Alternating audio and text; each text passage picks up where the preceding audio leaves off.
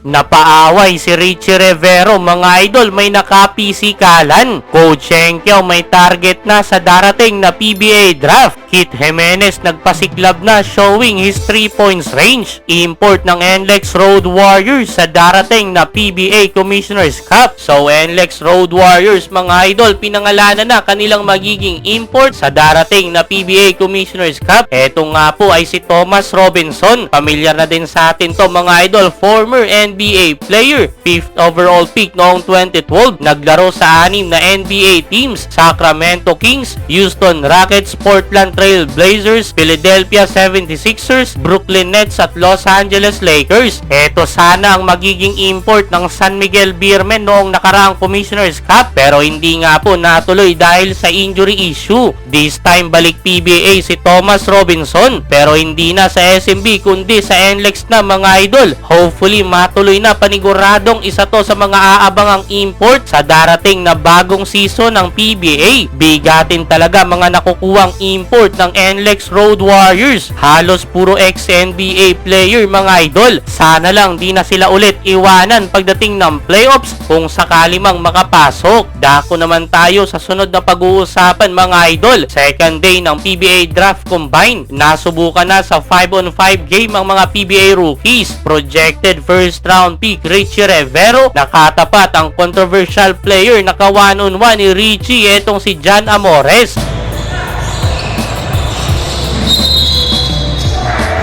Matapos mapuntusan, bumawi naman si Amores. One-handed shot, mga idol, binutata pa si Rivero.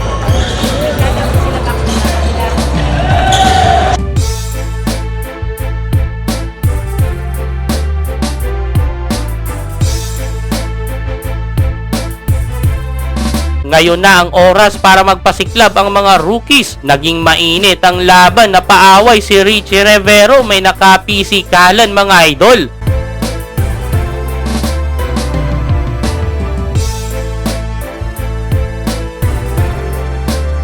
Nagpasiklab naman si Kit Jimenez, showing his 3 points range, dribblings at mga malulupit na pasa.